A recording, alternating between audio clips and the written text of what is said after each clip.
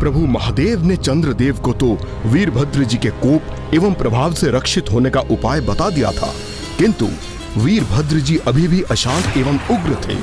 उनके अनुसार चंद्रदेव के साथ साथ वे सभी भी दोषी थे जिन्होंने अपने नेत्रों के समक्ष प्रजापति दक्ष द्वारा माता सती का अपमान एवं उनका आत्मदाह होते देखा था। अब वीरभद्र जी की दृष्टि उन देवियों पर पड़ चुकी थी।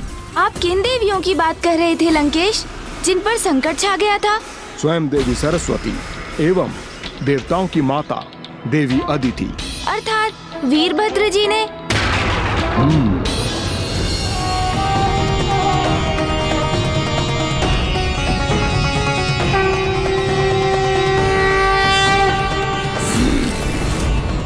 ये वीणा की ध्वनि कहाँ से आ रही है?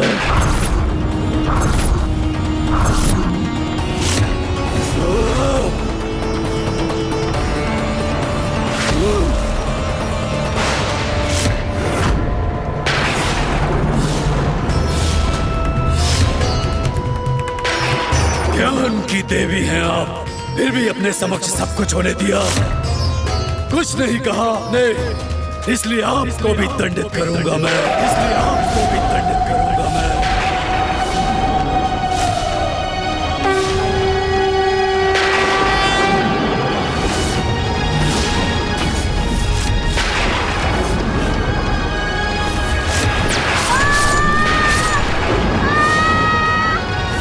इस प्रकार जिसने भी दक्ष प्रजापति के उस अन्याय का विरोध नहीं किया, शांत रहकर उन्हें मूक समर्थन प्रदान किया, वो सभी भी दंड के भागी बने।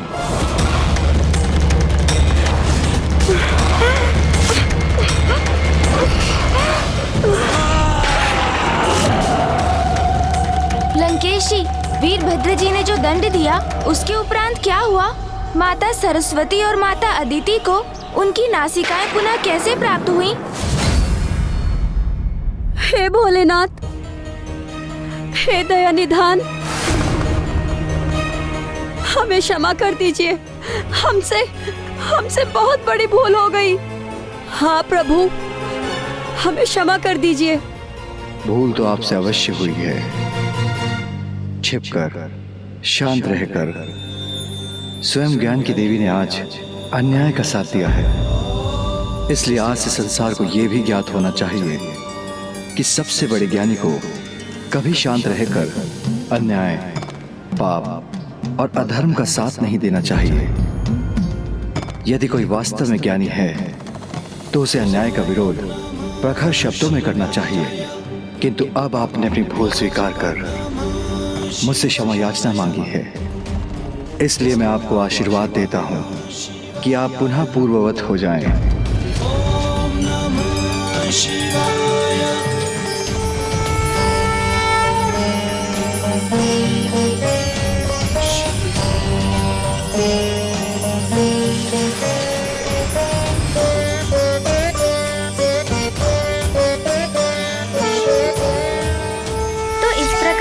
महादेव ने माता सरस्वती एवं माता अदिति को क्षमा प्रदान कर उन्हें दोष मुक्त कर दिया। किंतु लंकेश, फिर चंद्रदेव का क्या हुआ? वो तो अभी भी वीरभद्र जी के प्रहार प्रभाव के दोष से जूझ रहे थे ना, और इसी कारण वो लुप्त होने की स्थिति में भी पहुंच चुके थे। किंतु क्या उन्होंने महादेव के सुझाव अनुसार स्वयं को रक्षित करने के लिए पीपल वृक्ष की प्रदक्षिणा पूर्ण कर ली लंकेश?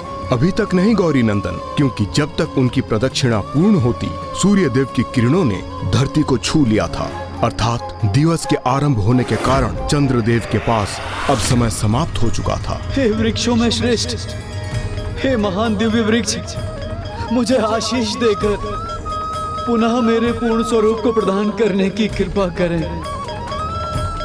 क्या आपकी प्रदक्षिणा करने में मुझसे कोई त्रुटि हो गई प्रभु? आप मुझे आशीष क्यों नहीं दे रहे?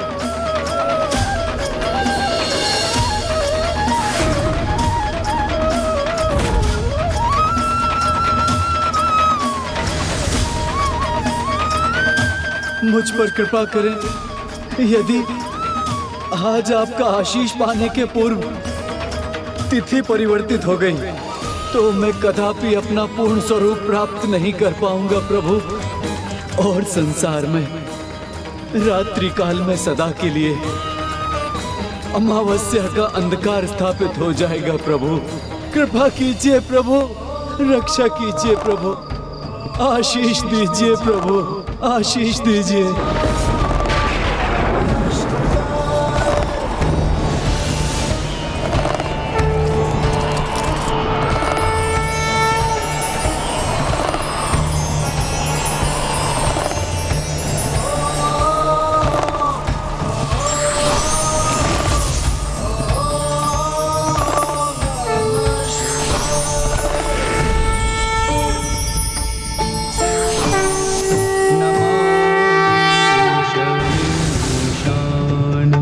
निर्वाण रूपम नमामि शमीशान निर्वाणं रूपम् विभुं व्यापकं ब्रह्म वेद स्वरूपं विभुं व्यापकं ब्रह्म वेद स्वरूपम्।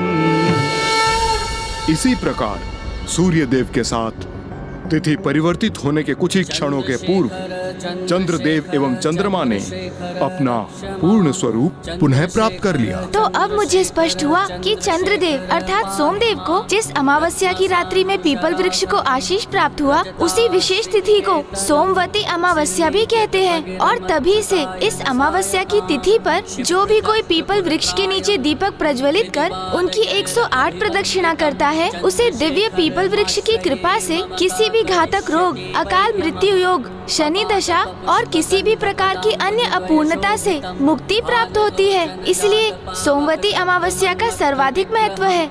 ये तो मेरे प्रभु शिव शंकर शंभु के कृपा करने का परिणाम है गौरी पुत्र, जिन्होंने चंद्रदेव और देवी सरस्वती को क्षमा कर दिया और उन्हें आशीष दिया, और उसके उपरांत उन्होंने सभी को आशीर्वाद देकर क्षमा कर दिया जो उस दुर्भाग्यपूर्ण घटना के कारण प्रभु कोप के भागी बने थे।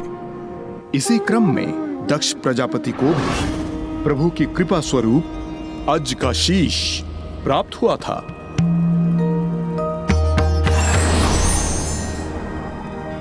प्रजापति दक्ष को नवीन शीश प्रदान करने के पश्चात प्रभु महादेव की दृष्टि जब माता सती के क्षत विक्षत देह पर पड़ी तो वे अशांत होकर अनियंत्रित हो गए, और फिर माता सती की देह को लेकर उन्होंने तांडव करना आरंभ कर दिया। उनका क्षोभ, देवी सती के लिए उनका अटूट प्रेम वर्तमान परिस्थितियों में सृष्टि पर क्रोध का ज्वालामुखी बनकर फूट रहा था। हाँ लंकेश, ये तो मुझे भी स्मरण है कि फिर किस प्रकार प्रभु नारायण के हस्तक्षेप से 51 शक्ति पीठों की स्थापना हुई थी, क्योंकि प्रभु महादेव का मन अभी भी अशांत था और दूसरी ओर वीरभद्र जी का क्रोध तो अभी भी अपने चरम पर ही था। इसलिए माता भद्रकाली उन्हें उस अवस्था में देखकर अत्यंत चिंतित थीं, क्योंकि वीरभद्र जी के क्रोध से तो समस्त संसार के लिए ही संकट उत्पन्न हो सकता था। तब माँ भद्रकाली ने वीरभद्र जी के समक्ष अपने सौम्य स्वरूप में प्रकट होकर उन्हें शांत किया, जिसके उपरांत उनका परस्पर विवाह हुआ।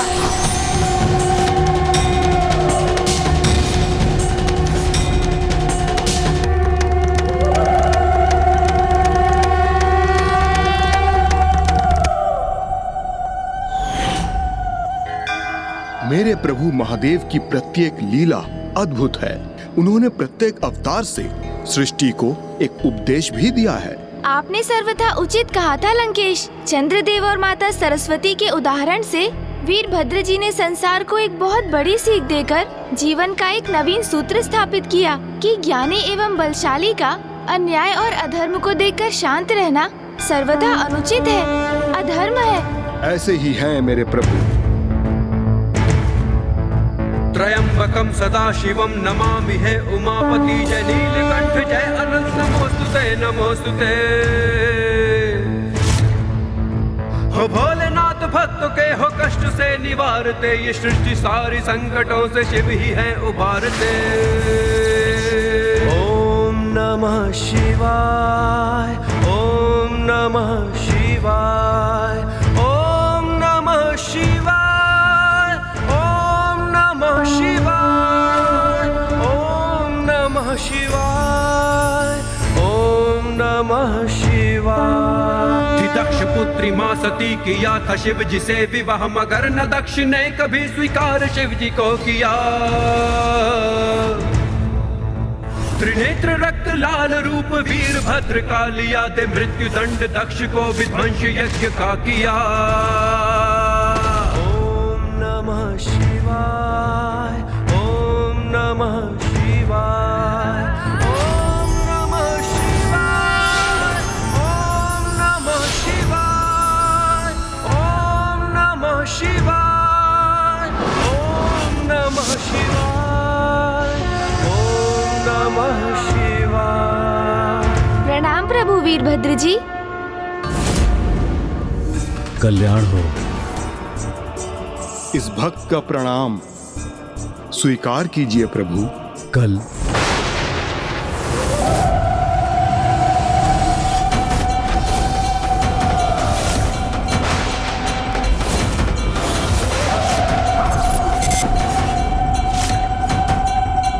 लंकेश, प्रभु शिव का आत्मलिंग तुम्हारे हाथ में क्यों है?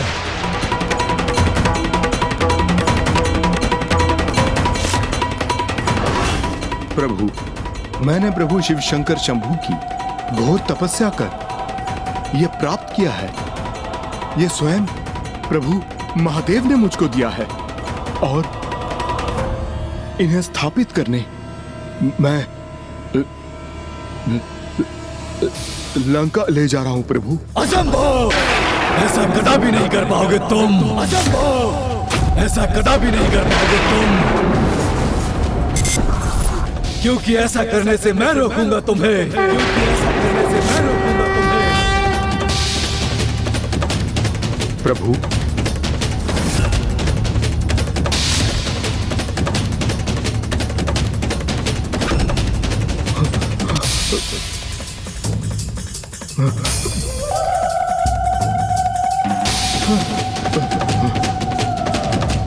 नंदेश्वर जी को तो मैंने समझा बुझाकर लौटा दिया, प्रभु भैरव को भी मना लिया, किंतु अब वीरभद्र जी को कैसे रोकूं?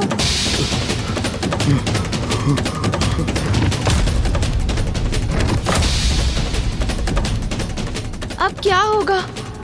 कहीं प्रभु वीरभद्र जी लंकेश को आहत ना कर दे। नहीं, मुझे इन्हें ऐसा करने से रोकना ही होगा।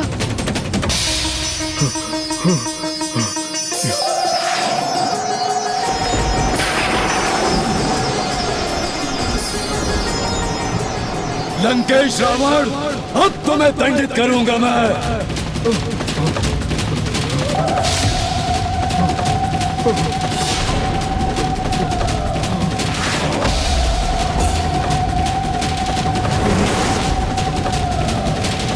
अब मैं अपनी रक्षा कैसे करूं?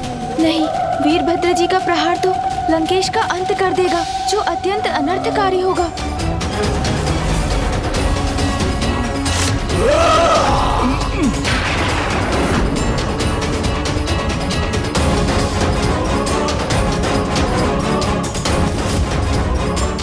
अचानक क्या हुआ जो प्रभु वीरभद्र जी लंकेश पर प्रहार करने से रुक गए? कारण जो भी हो, उनका इस प्रकार रुकना तो उचित ही है।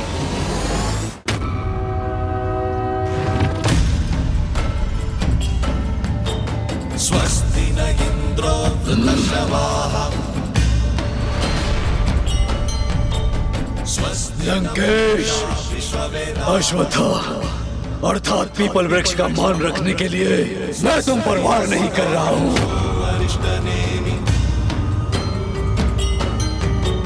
स्वस्ति नो बृहस्पतिर्दधातु। किंतु यदि तुम पीपल वृक्ष की शरण में न पहुंचे होते तो आज यमराज से तुम्हारी भेंट अवश्य होती।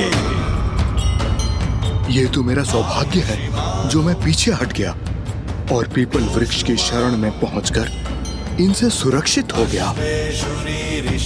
मुझसे सुरक्षित अवश्य हुए हो तुम, किंतु तुम्हें अधिक प्रसन्न होने की आवश्यकता नहीं, क्योंकि मुझे विश्वास है प्रभु का आत्मलिंग कैलाश से दूर करने का प्रयास कभी सफल नहीं होगा। प्रभु का आत्मलिंग लंका कभी नहीं पहुंचेगा, कभी नहीं पहुंचेगा।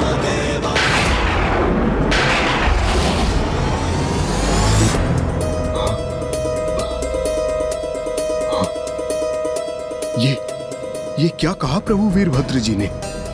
कुछ भी हो जाए प्रभु, इन आत्मलिंग को तो मैं लंका अवश्य ले जाऊंगा, किंतु अब मुझे बड़ी सावधानी से आगे बढ़ना होगा। लंकेश जी, जल ग्रहण कीजिए आप। अब आप इतने भयभीत क्यों दिखाई दे रहे हैं लंकेश? क्योंकि अब तो आप पीपल वृक्ष की छाया में स्थित हैं, किंतु जिनकी शरण में जाने से आपकी भी रक्षा हुई, वो वृक्ष जिनमें स्वयं प्रभु नारायण का वास है, वो श्री हरि नारायण लंकेश, जिनके नाम का श्रवण भी आपको प्रिय नहीं, उन्हीं ने आज आपकी रक्षा की। कदाचित अश्वत्थ वृक्ष को लेकर आपका ज्ञान अभी अधूरा है गौरीपुत्र, क्योंकि इसमें मात्र नारायण ही नहीं अपितु मेरे प्रभु शिव शंकर शंभू के साथ समस्त देवताओं का भी वास है।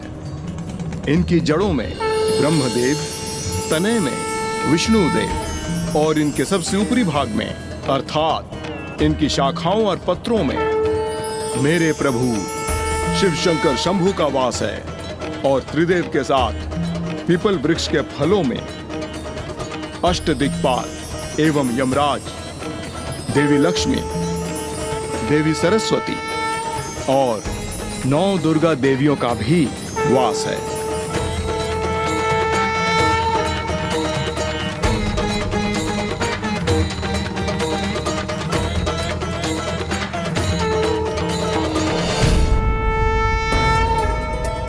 क्या हम यहाँ खड़े खड़े बस इन दोनों को देखते ही रहेंगे या इन्हें रोकने के लिए आगे कुछ करेंगे भी?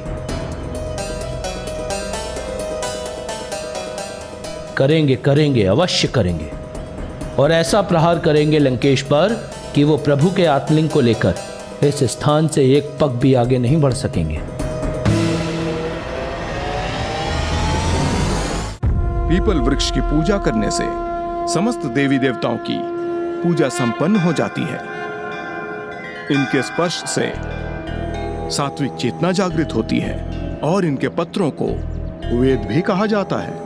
इतना ही नहीं, जो भी भक्त प्रतिदिन पीपल वृक्ष को जल समर्पित कर 3 बार इसकी परिक्रमा करता है, उसकी दरिद्रता के साथ उसके समस्त दुर्भाग्य नष्ट हो जाते हैं और उसे दीर्घायु भी प्राप्त होती है।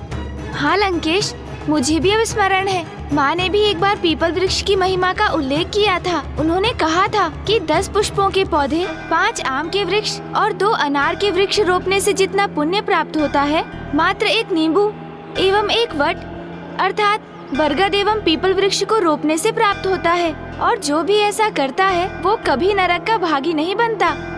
अधिकतर मनुष्य वट वृक्ष को ही पीपल वृक्ष मानने की भूल कर बैठते हैं, किंतु जुड़वा भ्राताओं के समान होते हुए भी उन दोनों में अनेकों विभिन्नताएं हैं। जहाँ पीपल अधिक दिव्य है, वहीं वट वृक्ष अधिक विशाल होने के कारण अधिक छाया प्रदान करते हैं। और इससे भी अधिक, जो भी अपने जीवन में मात्र एक पीपल वृक्ष को रोपने का पुण्य कर्म करते हैं, उनके समस्त पितृदोष नष्ट होते हैं, उनका वंश कभी नहीं मिटता और उन्हें स्वर्ग की प्राप्ति होती है।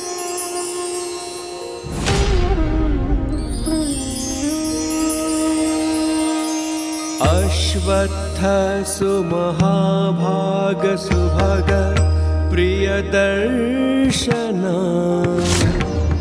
इष्ट कामाक्ष मे देहि शत्रुभ्यस्तु पराभवम् आयुः प्रजां धनं धान्यं सौभाग्यं सर्वसम्पदम् देहि देवी महावृक्ष त्वामहं शरणं गतः। हे पीपल वृक्ष और इनमें स्थित समस्त देवी देवतागण, कृपया कर मुझे आशीष दीजिए कि मैं लंकेश रावण को प्रभु के आत्मलिंग को लंका ले जाने से रोकने का कार्य सफलतापूर्वक संपन्न कर सकूं।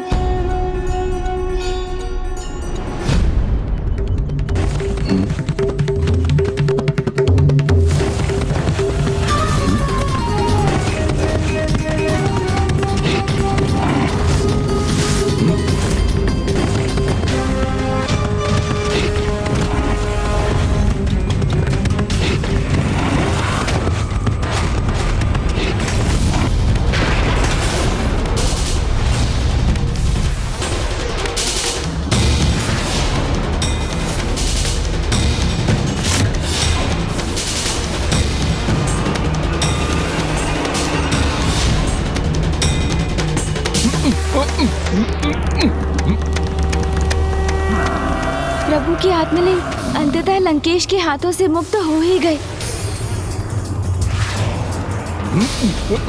क्योंकि मुझे विश्वास है प्रभु का आत्मलिंग कैलाश से दूर करने का प्रयास कभी सफल नहीं होगा।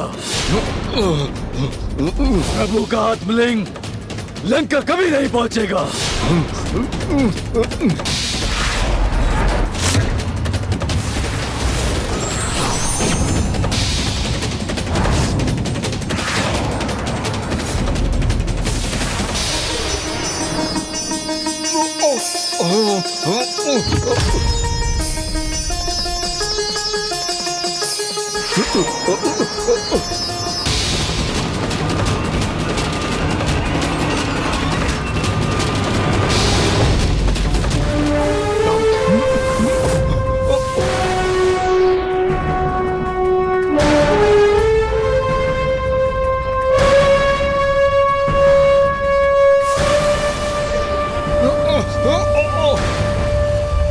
लंकेश और आत्मलिंग दोनों विपरीत दिशा में जा रहे हैं। बस अब आत्मलिंग का भूमि को स्पर्श करना शेष है, फिर हमारा प्रयोजन सिद्ध हो जाएगा।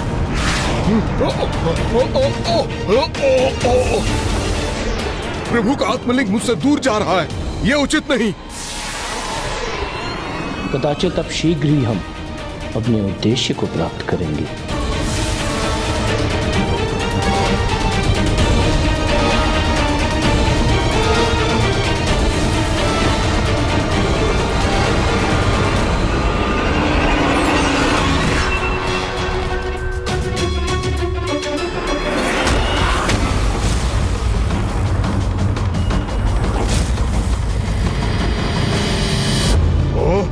तो ये इन सबका षड्यंत्र था। प्रभु ने स्वयं आत्मलिंग मुझे दिया था। इन सब के हाथ नहीं लगने दूंगा मैं।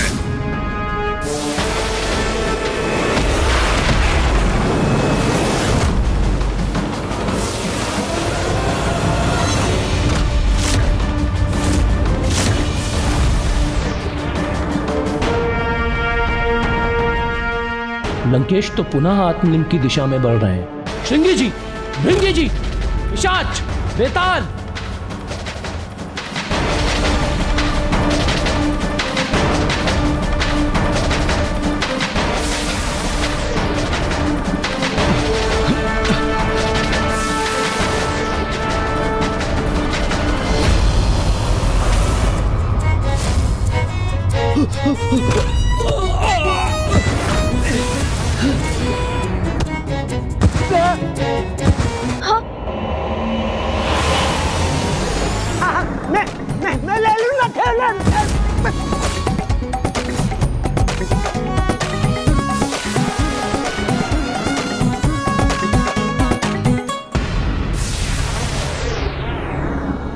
हे प्रभु, क्या ये सभी कुछ भी करने में सक्षम नहीं है?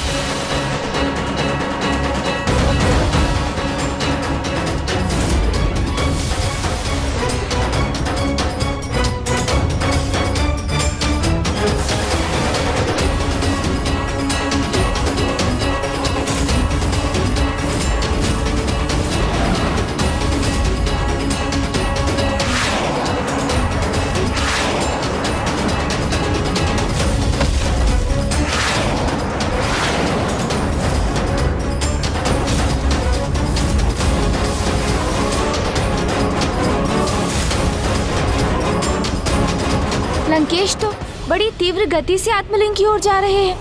कहीं नंदी जी और शिवगणों की ये योजना भी असफल ना हो जाए।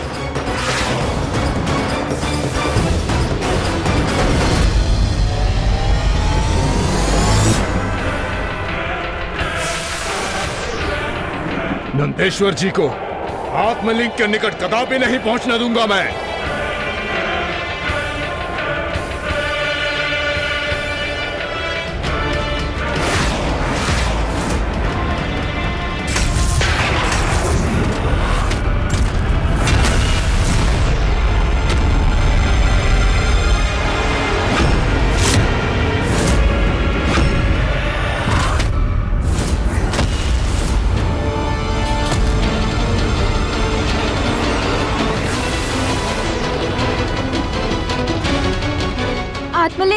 सुनने के लिए कोई नहीं है वहाँ। भूमि का स्पर्श होते ही भूमि देवी प्रभु के आत्मलिंग को सम्मान सहित स्थापित कर देंगी। हम भले ही असफल हुए हों, किंतु हमारी योजना अभी भी सफल हो सकती है। जहाँ मेरा आत्मलिंग थल का स्पर्श करेगा, वो सदा के लिए वही स्थापित हो जाएगा। नहीं, मैं ऐसा कदापि नहीं होने दे सकता। यदि आत्मलिंग धरती का स्पर्श कर गया तो वह सदा के लिए यहीं स्थित होकर रह जाएगा।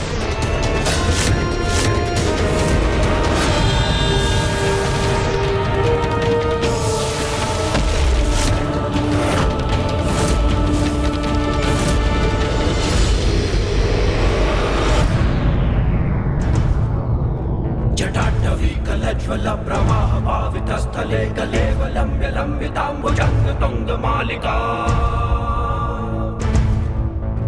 डमड्डमड्डमड्डमन्निनादमड्डमर्वयं चकार चण्डताण्डवं करोतु नः शिवा शिवम्।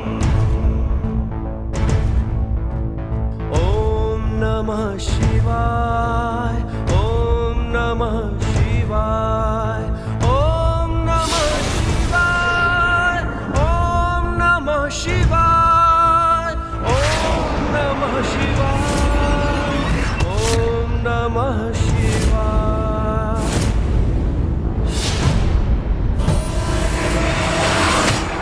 दशानन रावण से आत्मलिंग छीनने का प्रयास कर जो साहस किया तुम सभी ने, उसका उचित दंड मिलेगा तुम सबको। यही संहार करूंगा तुम सबका। शांत हो जाइए लंकेश, मैं आपको पुनः स्मरण करा रहा हूँ। धर्म और पुण्य के कार्य में किसी भी प्रकार की हिंसा नहीं होनी चाहिए। और इसका भी विचार कीजिए कि जिनका आप संहार करना चाहते हैं वो भी उन्हीं प्रभु शिव के भक्त हैं, जिनके आप परम भक्त हैं, जिनके आत्मलिंग आपके साथ है। तभी तो अभी तक ये सब जीवित हैं, और जो इन्हें वानर समान उछलने का ही अभ्यास है। जिस वानर का उल्लेख कर तुम मेरा उपहास कर रहे हो लंकेश, उसकी शक्ति का परिचय तो तुम्हें तब होगा जब तुम्हारा विनाश प्रारंभ होगा। देवता आपके चरण ना दिगा सके, इसलिए आपको बहुत अहंकार है ना अपनी इस शक्ति पर, किंतु देवता तो मेरे चरण दिगाने में भी असमर्थ होंगे। और मैं ये अभी प्रमाणित कर सकता हूँ। साहस है तो आप सभी मेरे चरण दिगा के दिखाइए।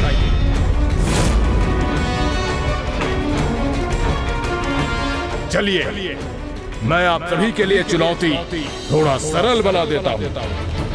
दोनों चरण नहीं, मात्र मेरा बायां चरण दिगा के दिखाइए।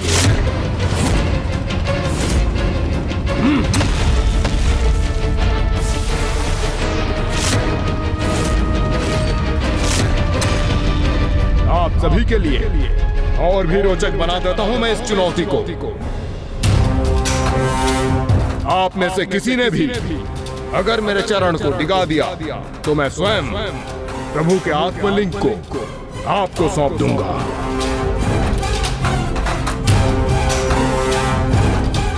तो कहिए, है मेरी चुनौती स्वीकार करने का साहस किसी में आज?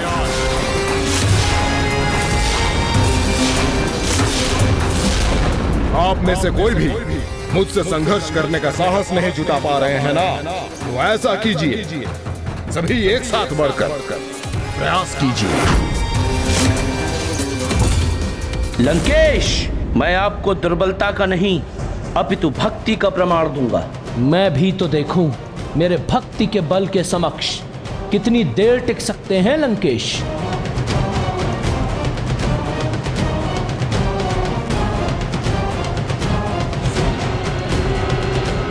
ये तो उचित नहीं।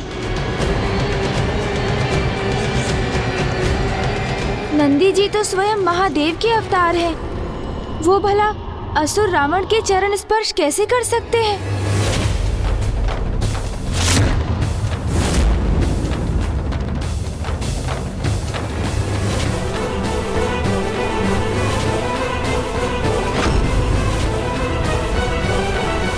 नंदेश्वर जी,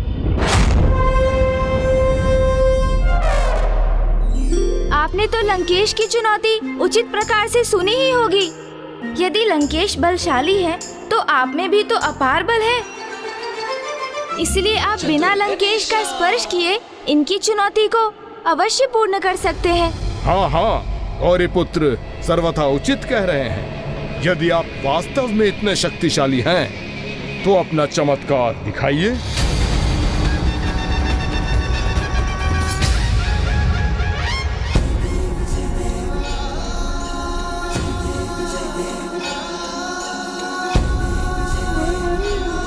उचित है, मैं आपको अपनी शक्ति के चमत्कार अवश्य दिखाऊंगा लंकेश।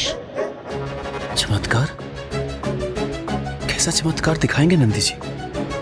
अब तो ये देखने पर ही ज्ञात होगा।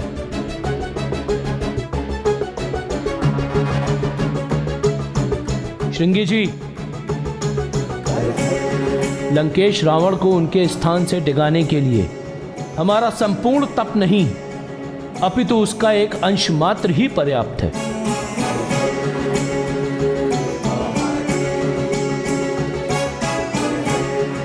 ओम नमः शिवाय, ओम नमः शिवाय, ओम नमः शिवाय।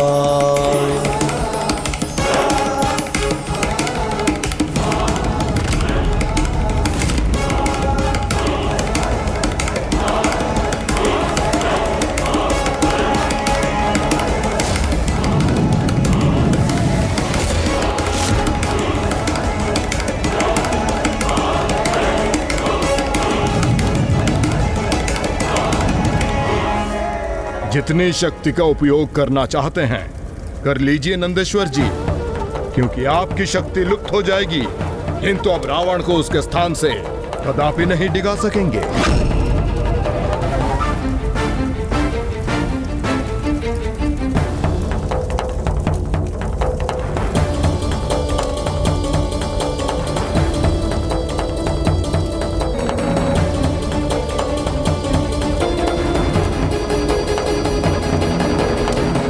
जैसे जैसे अग्नि से उत्पन्न उष्णता में वृद्धि होगी, वैसे ही रावण को विवश होकर स्वयं अपने स्थान से हिलना होगा।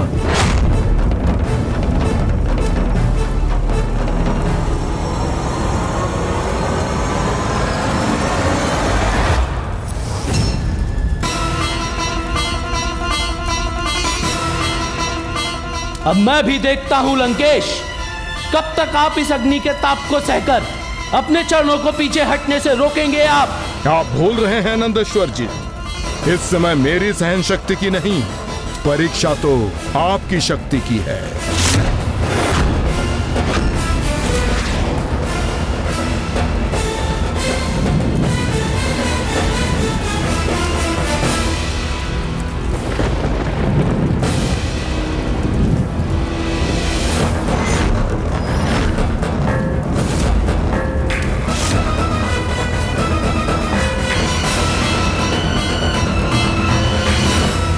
कदाचित लंकेश का पीछे हटना ही उनके लिए उचित होगा।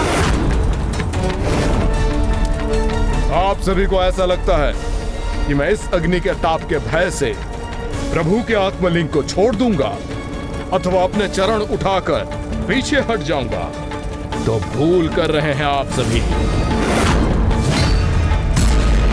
क्योंकि दशानन रावण को भस्म होना स्वीकार है, किंतु पीछे हटना नहीं।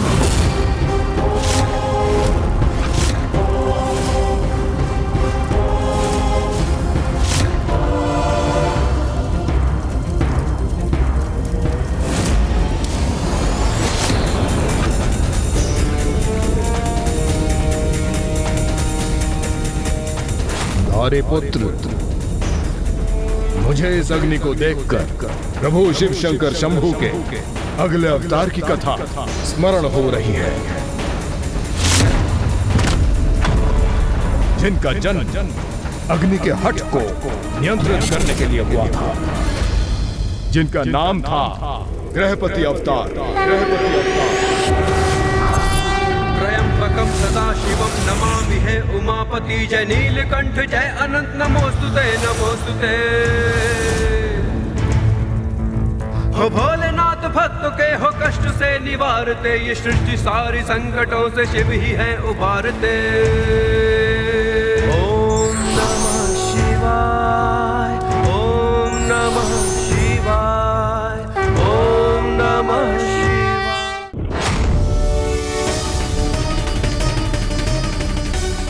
प्रचंड अग्नि की? चिंता मत कीजिए गौरी पुत्र, मैं इस प्रचंड अग्नि में रहकर भी आपको उनके गृहपति अवतार की कथा सुनाऊंगा। देखते हैं नंदेश्वर जी और उनके सहयोगी कितनी अवधि तक इसी प्रकार ताप का संचार करने में सक्षम रहते हैं।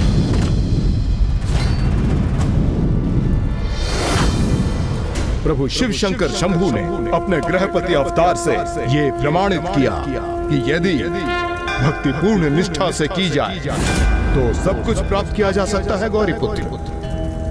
अर्थात यदि व्यक्ति उचित प्रयास करे वो अपने लक्ष्य तक पहुंचने में सफल हो सकता है।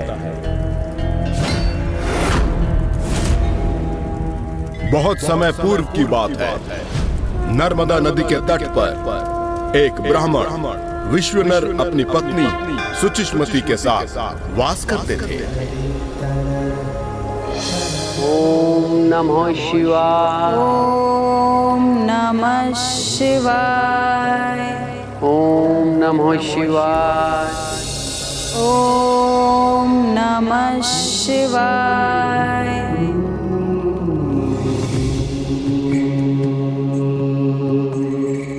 ये पौधा तो कुम्हला रहा है, मुझे इसकी सेवा करनी चाहिए। ऋषिवर एवं उनकी पत्नी दोनों ही धर्मपरायण थे और ऋषि विश्वनर का हृदय इतना कोमल था कि वो अन्य किसी को कष्ट में देखकर उसकी सहायता करने से स्वयं को रोक ही नहीं पाते थे।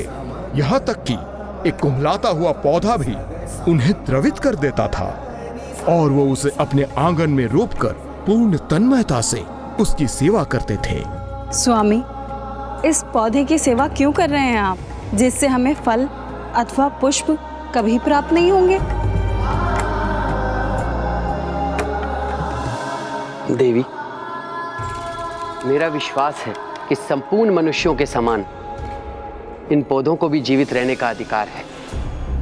भले ही ये हमें पुष्प और फल देने में समर्थ नहीं है, किंतु संपूर्ण वातावरण को प्राण वायु देकर ये शुद्ध तो अवश्य करेगा। अग्नि, ये अग्नि कुटिया भस्म कर रही है। रक्षा करो इस अग्नि को, बुझाओ। फैलने मत इस अग्नि को। वो समय ऐसा था जब पृथ्वी पर अग्नि का बार बार प्रकोप होता था, किंतु ऋषि विश्वनर को जैसे किसी का भय ही नहीं था। इन कुछ दिवसों में ये तृतीय बार हुआ है। अग्निदेव कुछ अधिक ही क्रियाशील हो गए हैं। आप कहाँ जा रहे हैं स्वामी? पौधों की सेवा तो मैं कर चुका देवी, अब मानवता की सेवा का समय है।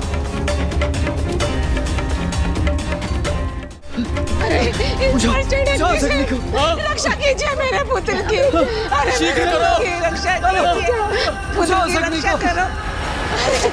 शांत हो जाइए माता, हम इस जल से अग्नि को बुझाने का प्रयास कर रहे हैं। और जलाओ, और जलाओ। इस अग्नि के निकट भी जाना कठिन हो रहा है। अग्नि ये कुटिया भस्म कर रही है। रक्षा करो इस अग्नि को, बुझाओ और जलाओ।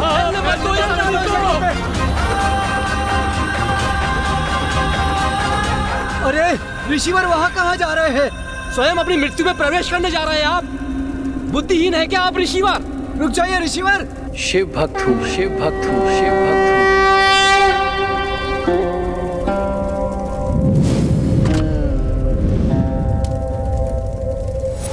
फिर क्या हुआ लंकेश, बताइए ना। ऋषिवर को कोई क्षति तो नहीं पहुंची ना? कुछ ऐसे भी विलक्षण शिव भक्त होते हैं गौरी पुत्र, जिन्हें अग्नि भी भयभीत नहीं कर सकती। जैसे मैं इस अग्नि के मध्य स्थित हूँ, उसी प्रकार ऋषि विश्वनर उस झुलसती कुटिया के भीतर प्रवेश कर गए, वो भी पूर्ण साहस के साथ। और फिर उन्होंने उस बालक को ढूंढना आरंभ किया। ओम नमो शिवाय। कहाँ है ये बालक?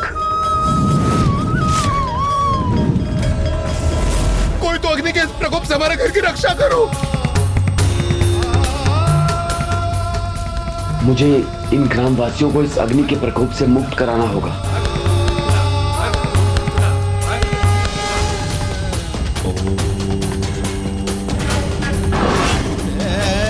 ओम नमः शिवाय। ओम नमः शिवाय, ओम नमः शिवाय, नमः शिवाय, ओम नमः शिवाय, नमः शिवाय, ओम नमः शिवाय। ये ऊर्जा तरंगे अवश्य हमारी रक्षा का कारण बनेंगी। अब कदाचित ये अग्नि शीघ्र शांत होगी।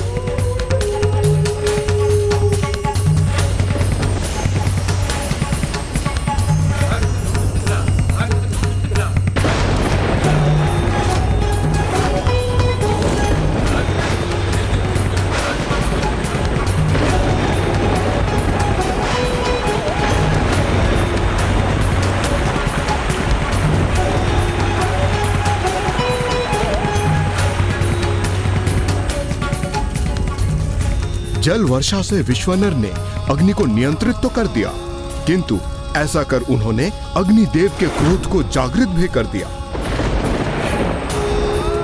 कौन है ये जिसे अग्नि के प्रचंड ताप का तनिक भी भय नहीं? इसका इतना दुस्साहस जो ये मुझ अग्निदेव के कार्य में बाधा उत्पन्न कर सके। अब इसे मेरे दंड का भागी बनना ही होगा। एक माँ को उसका पुत्र सकुशल लौटाया। आपने मेरे पुत्र की रक्षा की। आपको कोटि कोटि नमन।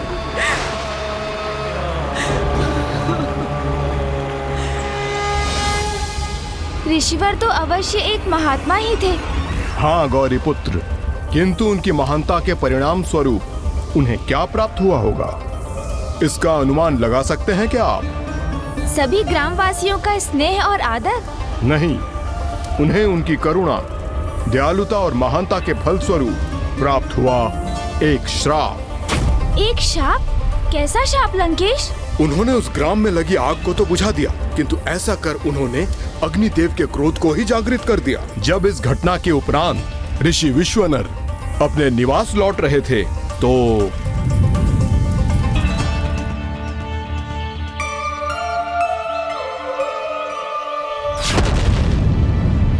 कदाचित आपको ज्ञात नहीं है ऋषिवर कि मेरी अग्नि का एक छोटा अंगारा भी आपके साथ इस संपूर्ण वन को भी भस्म कर सकता है। तब भी आपने मेरे कार्य में बाधा डालने का दुस्साहस किया। प्रणाम अग्निदेव। इससे पूर्व कि मेरी अग्नि उस उद्देश्य को पूर्ण कर सके जिसके लिए वो प्रकट हुई थी, आपने उस ग्राम में वर्षा करवाकर उसे शांत करवा दिया। सभी की दृष्टि में मुझे बुरा बनाकर स्वयं को श्रेष्ठ प्रमाणित कर रहे हैं आप। हे अग्निदेव, मेरा तो एकमात्र आशय था कि मैं उस बालक और ग्राम को अनिष्ट से सुरक्षित रख सकूं। इसलिए मैं अपना धर्म निभाकर पुण्य कर्म कर रहा था। और मैं भी तो अपना धर्म निभा रहा था ऋषिवर, क्योंकि अग्नि का कर्तव्य तो स्वयं प्रज्वलित होकर सब कुछ भस्म करना है। अग्नि से किसी को भी कोई क्रीड़ा नहीं करनी चाहिए, क्योंकि जो भी ऐसा करेगा वो उसका दुष्परिणाम अवश्य भुगतेगा। इसलिए मैं आपसे पुनः पूछता हूँ कि मेरे धर्म कर्म में व्यवधान उत्पन्न क्यों किया आपने? क्षमा कीजिए अग्निदेव, मैं तो आगे भी ऐसा ही करता रहूंगा, क्योंकि मुझे पूर्ण विश्वास है कि यही उचित कर्म है और यही मेरा धर्म भी। आप अपनी मर्यादा भूल रहे हैं ऋषिवर। नहीं अग्निदेव, अपनी शक्ति की मर्यादा तो आप लांघ रहे हैं। आपका कार्य तो प्रकृति में जीवन का सहायक बनना है, किंतु आप तो प्रतिदिन अपनी ज्वाला के प्रकोप से निर्दोष जीवों और वनों को भस्म कर देते हैं। क्या इस प्रकार नित्य अग्नि का प्रकोप अनिवार्य है? जिस घृत को मुझे समर्पित कर यज्ञादि में चढ़ाया जाता है उसका पाचन करना अनिवार्य है, अन्यथा किसी को भी यज्ञ का उचित फल प्राप्त नहीं होगा। इसीलिए जहाँ भी कोई किसी प्रकार की असावधानी करेगा वहाँ अग्नि का विस्तार होगा, जो विस्तारित होकर अपने मार्ग में आने वाले प्रत्येक जीव जंतु और प्रत्येक वस्तु को भस्म करेगी। और यही मेरा धर्म है और यही मेरा कर्म है। किंतु हे अग्निदेव, इन निर्दोष जीवों को क्यों भस्म होने पर विवश होना पड़ता है? ये तो सर्वथा अनुचित है। इसलिए मेरे समक्ष यदि आपकी अग्नि किसी निर्दोष जीव को यातना देगी तो मैं अपने शारीरिक तो मैं अपने तपोबल के प्रभाव से उसे रोककर उस निर्दोष जीव की रक्षा करूंगा। प्रतीत होता है ऋषिवर कि आप स्वयं को देवताओं से भी उच्च श्रेणी का मान बैठे हैं। हमारे कार्य में हस्तक्षेप करने का आपको अवश्य दंड प्राप्त होगा। किंतु अग्निदेव, अग्निदेव, आपको श्राप देता हूं कि जिस अग्नि को आप बार बार रोक रहे हैं, वही अग्नि आपकी संतान की आयु के 13वें वर्ष के आरंभ में उसकी मृत्यु का कारण बनेगी।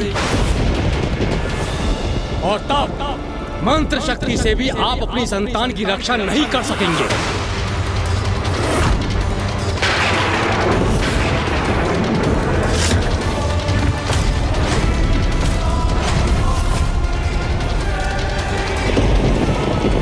जो सदा परोपकार करते हैं, यदि उनके साथ कुछ बुरा भी होता है तो अवश्य वो किसी बड़े सुफल का ही संकेत होता है। जैसा सुफल मुझे प्राप्त होगा गौरी पुत्र, अभी नंदेश्वर जी और उनके सहयोगी गणों ने मुझे इस अग्नि के ताप से घेर लिया है, किंतु शीघ्र ही अवश्य ये थकेंगे। तब मैं प्रभु के आत्मलिंग को लंका ले जाकर स्थापित करूंगा, जिससे मेरी लंका शिवधाम बन जाएगी। और उसके लिए मुझे जितना भी ताप और कष्ट सहना पड़े, मैं सहूंगा।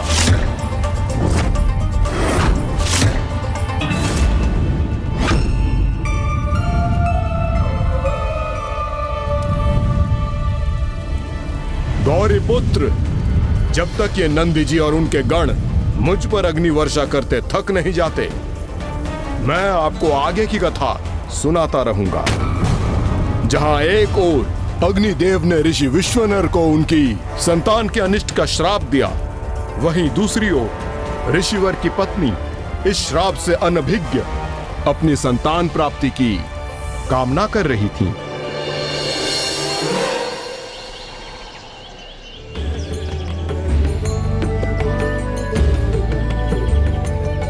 स्वामी, मैं अब मातृत्व का सुख भोगने की इच्छुक हूँ। कि जिस अग्नि को आप बार बार रोक रहे हैं, वही अग्नि आपकी संतान की आयु के 13वें वर्ष के आरंभ में उसकी मृत्यु का कारण बनेगी।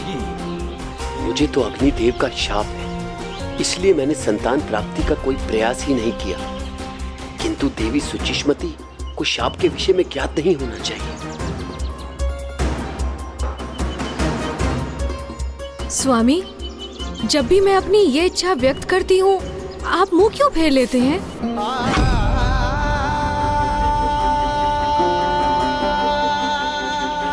मैं आपको कैसे बताऊं देवी सुचिष्मति कि यदि हमें संतान प्राप्त भी हुई तो अग्निदेव के शाप के कारण हम पुनः निसंतान हो जाएंगे। आज आप संतान रहित रहने का दुख नहीं सह पा रही हैं, तो कल जब संतान होने के उपरांत उसे खोने पर विवश होंगी तो वो दुख कैसे सहेंगी आप? कब तक हम इन पौधों का लालन पालन करते रहेंगे? मैं चाहती हूँ स्वामी कि हमारी भी एक संतान हो, जिसे मैं अपनी गोद में लेकर उसके साथ क्रीड़ा कर सकूं, जिसकी किलकारियों से हमारा गृह और आंगन गूंज उठे। मुझे बताइए स्वामी, हम संतान का सुख कैसे प्राप्त कर सकते हैं? यदि इसके लिए हमें कोई तपस्या करने की आवश्यकता है तो मैं उसके लिए भी प्रस्तुत हूँ। आप उचित कहती हैं देवी। अब तो मात्र तब से ही हमें ऐसी संतान प्राप्ति हो सकेगी जिसका कोई अनिष्ट नहीं कर सकेगा, अग्निदेव भी नहीं।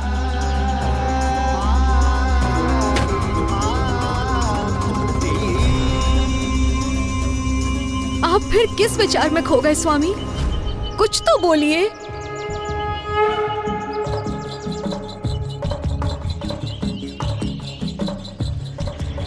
आपकी इच्छा अवश्य पूर्ण होगी देवी।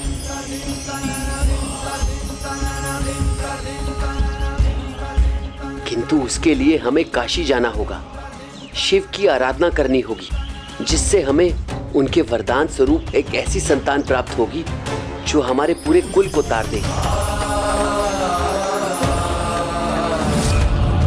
अर्थात अब प्रभु महादेव के अगले अवतार का समय निकट था। इतना शीघ्र नहीं गौरी पुत्र क्योंकि घोर तपस्या किए बिना किसी को कुछ प्राप्त नहीं होता। जैसे मैंने तपस्या की, तब जाकर मुझे प्रभु का आत्मलिंग प्राप्त हुआ, जिन्हें नंदी और उनके सहयोगी गण मुझसे छीनना चाहते हैं।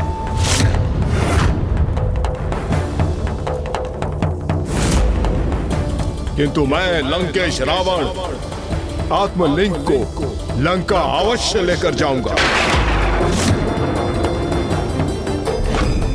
और नंदी जी एवं उनके सहयोगी शीघ्र ही थक कर पीछे हट जाएंगे।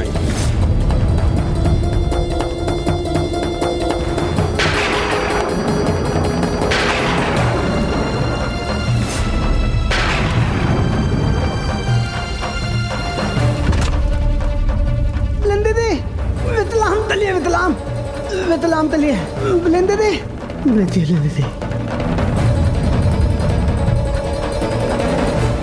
देखिए गौरी पुत्र, इनमें से एक तो थक कर रुक भी गए।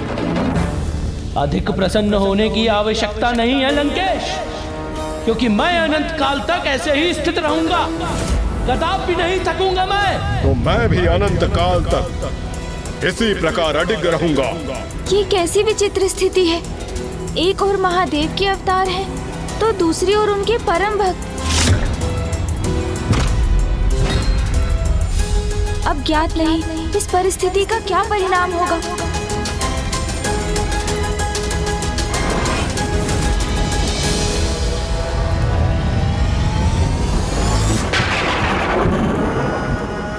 अब जब तक ये दूसरे गण अपने संपूर्ण तपोबल को खोकर निर्बल ना हो जाए, आप आगे की कथा सुनिए गौरी पुत्र। संतान प्राप्ति की अभिलाषा लिए जैसे ही ऋषिवर सपत्नीक आत्मवीरेश्वर सिद्धपीठ पहुंचे, वैसे ही उन दोनों ने फलाहार और जल का पान करते हुए वहां निरंतर प्रभु शिव शंकर शंभु के वीरेश्वर लिंग की पूजा आरंभ कर दी।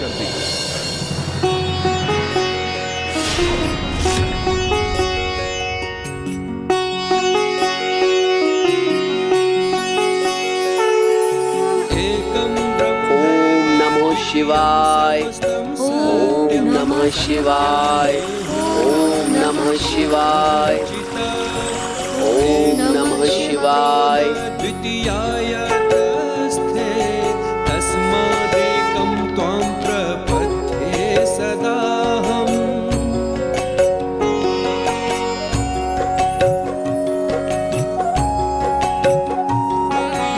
एकः कर्ता त्वं हि सर्वस्य शम्भो, नानारूपेषु एकरूपोऽसि अरूपः।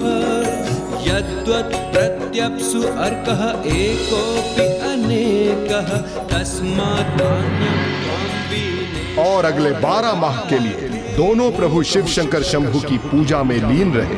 12वें माह के अंतिम दिवस पर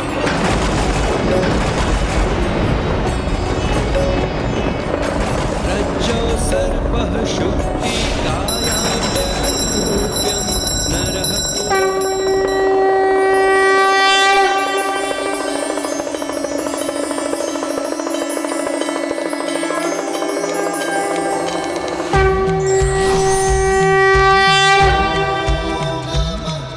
प्रभु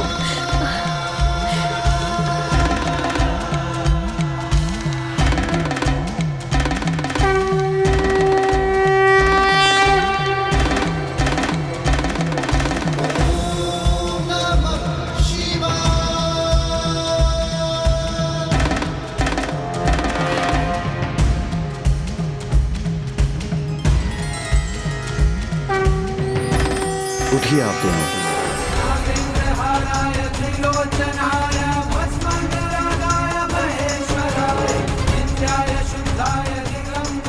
आपकी पूजा पूर्ण हुई।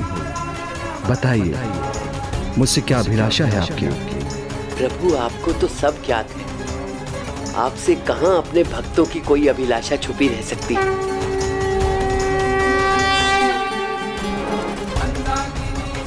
मैं आपको आशीर्वाद देता हूँ। मैं स्वयं अवतार लेकर आपके पुत्र के रूप में जन्म लूंगा।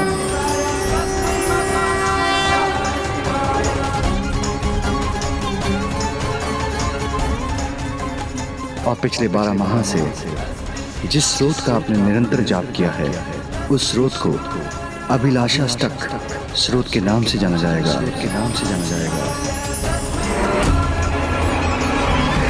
अभिलाषाष्टक तो वही स्रोत है ना लंकेश, जिसका 12 माह के लिए प्रतिदिन 108 बार जाप करने से प्रभु कृपा के रूप में उनके भक्त की समस्त अभिलाषाएं पूर्ण होती है।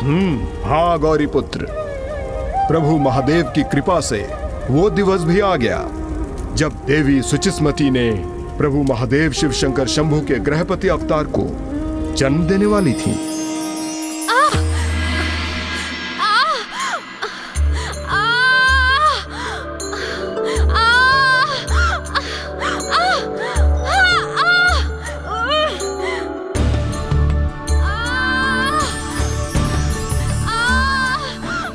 सर्वत्र ऐसे शुभ संकेत दिखाई दे रहे हैं मुझे, जैसे संपूर्ण ब्रह्मांड आनंद तरंगों से पुलकित हो गया है।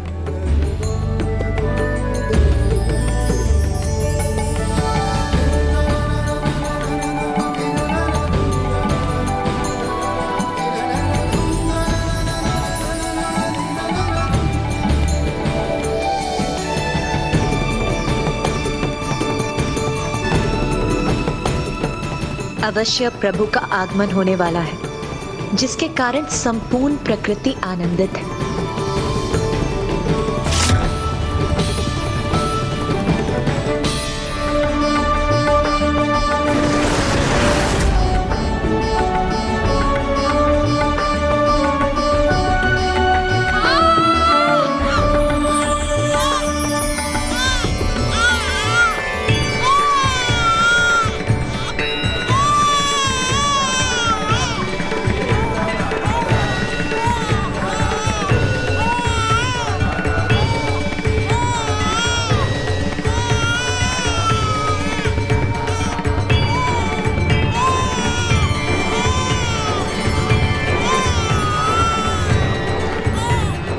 ऋषिवर, पुत्र हुआ है।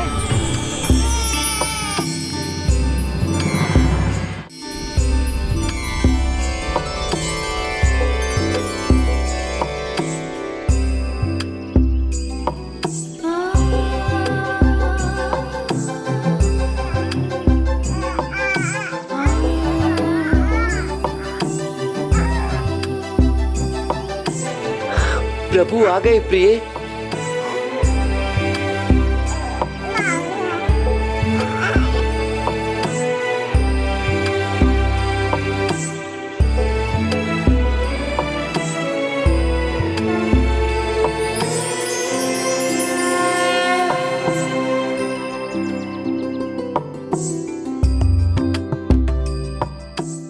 इसमें तो मुझे मेरे प्रभु महादेव ही दिखाई दे रहे हैं।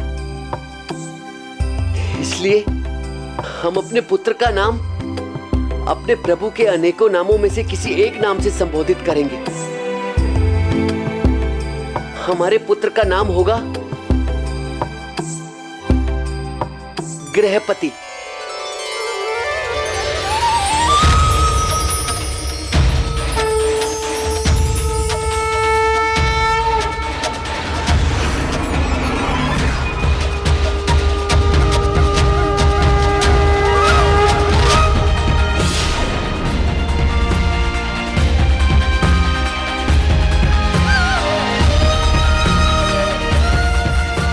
स्वयं प्रभु ने अवतार लिया था।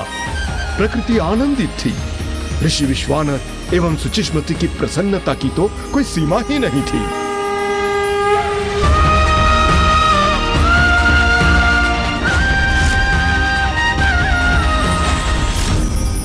किंतु ऋषिवर के पुत्र पर अग्निदेव के प्रकोप का संकट अभी भी छाया हुआ था।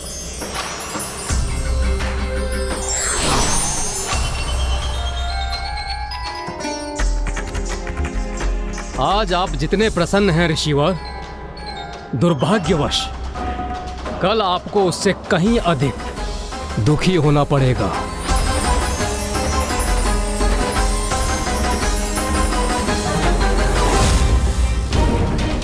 अर्थात जो शाप अग्निदेव ने ऋषि विश्वनर को दिया था, समय आते ही वो उसे फलित भी करने वाले थे।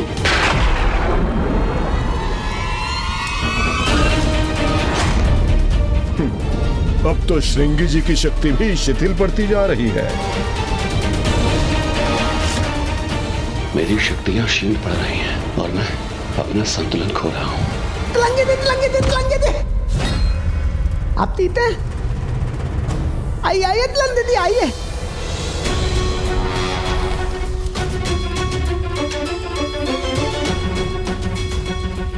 अब तो एकमात्र आप ही शेष बचे हैं नंदी जी।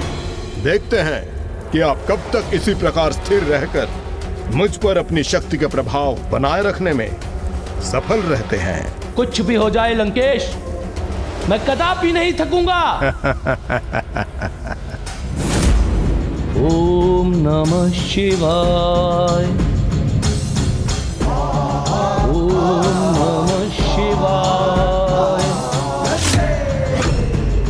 ओम नमः शिवाय। थकेंगे आप, अवश्य थकेंगे आप नंदी जी, किंतु लंकेश रावण को उसके स्थान से तनिक भी नहीं डिगा सकेंगे आप। ये तो आपका सौभाग्य है लंकेश कि आपके हाथों में प्रभु के आत्मलिंग हैं, अन्यथा मैंने अपनी तपोशक्ति से आपको कब का भस्म कर दिया होता। आत्मलिंग मेरे पास है, ये तो आपका भी सौभाग्य है नंदी जी, अन्यथा मैं इस विचित्र वन को एक भीषण और भयानक युद्ध स्थल में परिवर्तित कर देता।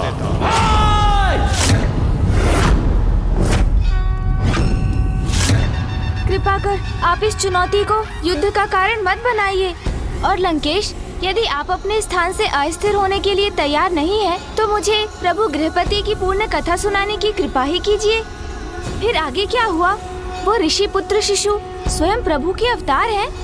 ये ज्ञात होने पर भी क्या अग्निदेव ने अपने शाप को निष्प्रभाव नहीं किया? शाप नन्हे जीव को दिया गया हो या परमात्मा को, वो तो फलित होकर ही रहता है। जहां अग्निदेव ऋषिवर के पुत्र गृहपति के प्रभु अवतार से अवगत नहीं थे, वहीं प्रभु गृहपति के आयु और आकार में वृद्धि होने लगी थी और ऋषि विश्वनर ये मान के निश्चिंत थे प्रभु के अवतार को अग्निदेव कोई हानि नहीं पहुंचा सकते, इसलिए वो तो उनके श्राप को जैसे भूल ही गए थे। इसी प्रकार समय बीतने लगा और गृहपति अब एक बुद्धिमान बालक में परिवर्तित हो गए।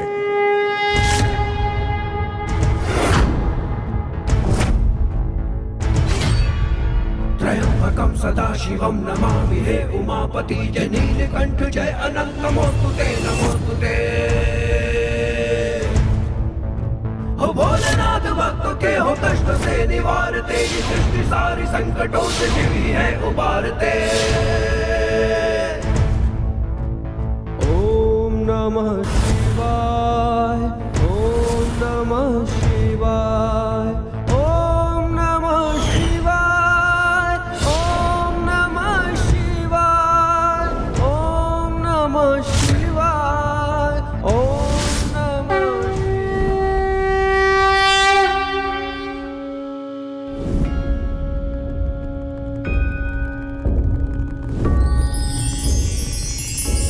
और अग्निदेव के शाप के फलित होने की आयु में पहुंचने के पूर्व प्रभु गृहपति अपनी शिक्षा पूर्ण ही नहीं कर चुके थे, अपितु उन्होंने अन्य शिष्यों को शिक्षा प्रदान करना आरंभ भी कर दिया था। ओम अर्थात प्रणव वो दिव्य स्पंदन है जिनसे सभी कुछ प्रकट हुआ। ओम स्वर में नहीं 3 अक्षर आ उ म, 3 दिव्य ऊर्जाओं और शक्तियों अर्थात त्रिमूर्ति ब्रह्मदेव, विष्णु और शिव के साथ उन्हें पूर्णता प्रदान करने वाली त्रिदेवियों माता सरस्वती, माता लक्ष्मी एवं माता पार्वती के भी प्रतीक है। इसलिए ओम से ही संसार के सृजन, पालन एवं परिवर्तन की तीनों अवस्थाओं का नियंत्रण होता है।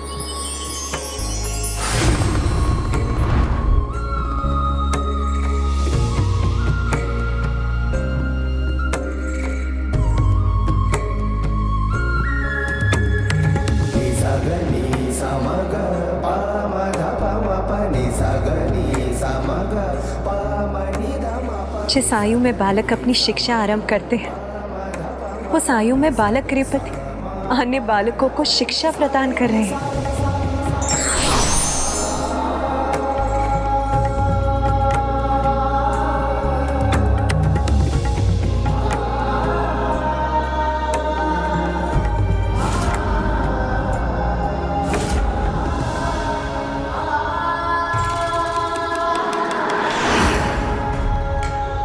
प्रभु महादेव के अन्य अवतारों में उनके बाल स्वरूप के दर्शन के उपरांत अब पुनः हमें वही सौभाग्य प्राप्त हुआ है।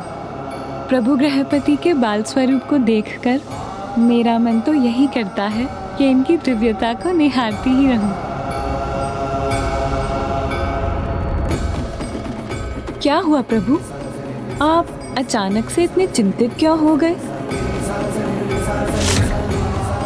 अभी तो हम मन भरकर प्रभु के इन सौम्य बाल रूपों का दर्शन भी ना कर सके, और अब इनके जीवन पर संकट छाने वाला है।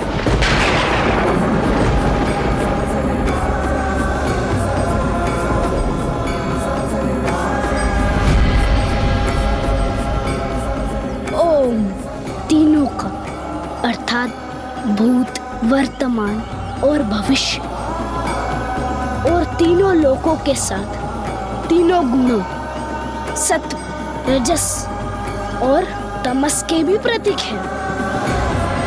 इसलिए ओम स्वर के जाप का उचित प्रभाव हमें तभी प्राप्त होगा जब हम इसका उच्चारण 3 बार अवश्य करेंगे,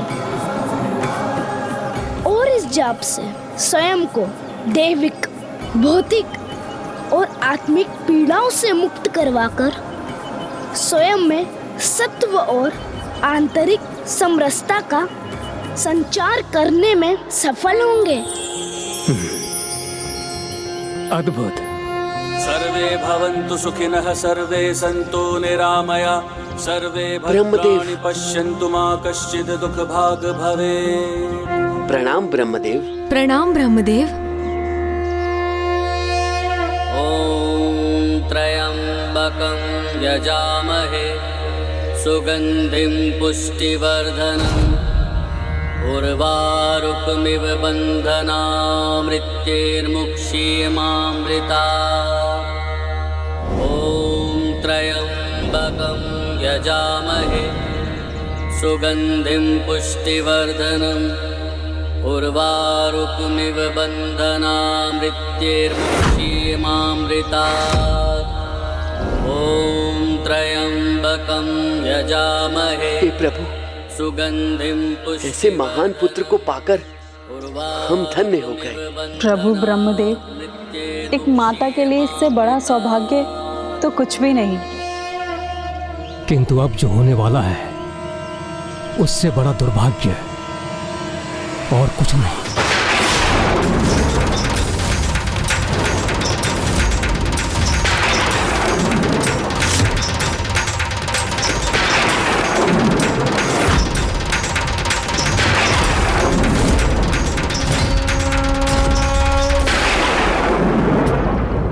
ऐसा क्या होने वाला है प्रभु? अर्थात देवी सुषमती को अग्निदेव के श्राप का कोई ज्ञान नहीं। कहीं ब्रह्मदेव अग्निदेव के शाप का उल्लेख तो नहीं कर रहे हैं? मैं अग्निदेव आपको श्राप देता हूँ कि जिस अग्नि को आप बार बार रोक रहे हैं, वही अग्नि आपकी संतान की आयु के 13वें वर्ष के आरंभ में उसकी मृत्यु का कारण बनेगी। क्या आपने अभी तक देवी सुषमती को उसके बारे में अवगत नहीं कराया?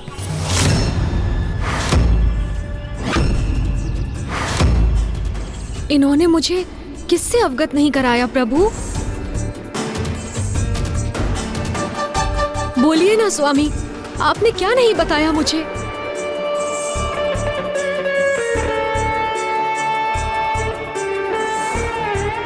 मुझे क्षमा करे प्रभु, मैं ये सच अभी भी बताने में असमर्थ हूँ। आपका पुत्र क्या होगा मेरे पुत्र को प्रभु? आपके पुत्र बालक गृहपति के जीवन का अब अधिक समय शेष नहीं।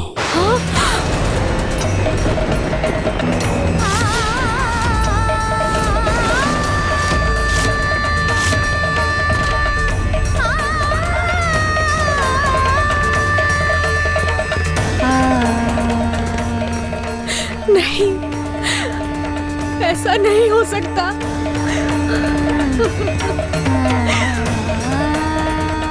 अग्निदेव के श्राप के कारण जब आपका पुत्र 13 वर्ष की आयु प्राप्त करेगा, तब अग्निदेव के प्रकोप से प्रभावित होकर उसका जीवन समाप्त हो जाएगा। ये आप क्या कह रहे हैं प्रभु? ऐसा नहीं हो सकता। स्वामी, स्वामी, ये सत्य नहीं है ना? ये असत्य है ना? कुछ तो बोलिए स्वामी।